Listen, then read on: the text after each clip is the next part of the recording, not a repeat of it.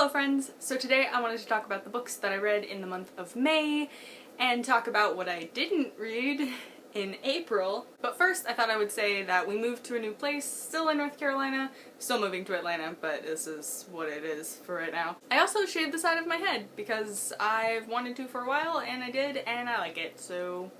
Moving forward though, I read nothing in the month of April. Well, I was reading, but I didn't finish anything in the month of April. So I thought I would do my May wrap-up because I read some of the things that I wanted to read in April, in May, and I'll start with those first. The first thing that I finished reading at the beginning of May was Outlander, and the television series just wrapped its first season, which was really emotional and very good, and the show was really good and the book was really good. The book is very much a fantasy romance novel written in the 90s. There's also not a lot of explicit sex, which was kind of weird, especially because there is fun, wonderful, explicit, heterosexual sex in the show, and it's really good, and like she kind of glosses over those scenes. She cuts away from the sex scenes in the book, which I thought was kind of weird. There are things that I do not like, and there are things that I really loved, and I think that watching it and reading it together made me just really, really love the world that was built.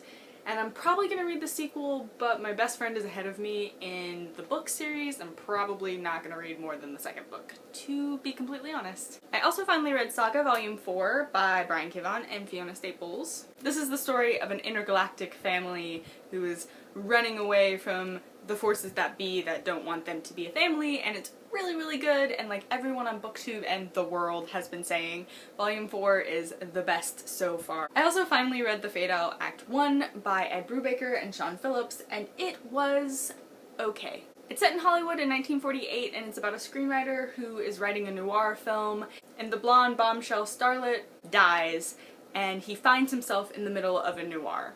And it should be a really awesome, interesting, cool story, and it was when it happened in Satellite Sam. I'm not saying that The Fade Out wasn't really good, and I'm not saying that Ed Brubaker isn't a really good writer, and it's a really interesting idea. I think that kind of looking at the film industry in the 40s and the television industry in the 50s, like Satellite Sam does, is really interesting, but I just don't think that The Fade Out is that good. I mean, it's fine. It just doesn't really feel up to Ed Brubaker's snuff. On the side of amazing, though, I read the first volume of The Winter Soldier, the original Captain America run by Ed Brubaker, because I'm slowly making my way through it, and it was amazing. So I have a small collection of Star Trek books, both novelizations and just like books that are continuations in whatever series. And so Starfleet Academy happened as a book series after Reboot, as you can tell.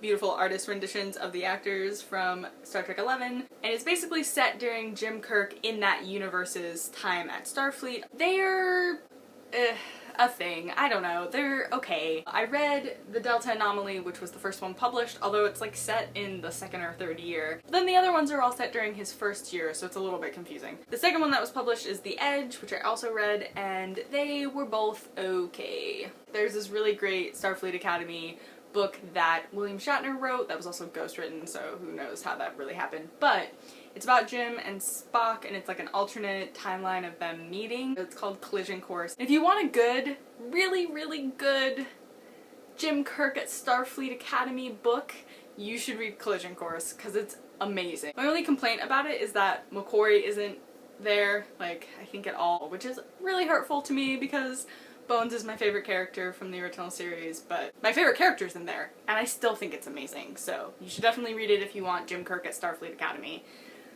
These ones, take them or leave them. But I do think the Gemini Agent, which is the third one, which I'm currently reading, as you can tell I'm almost done with it, is the best of the three.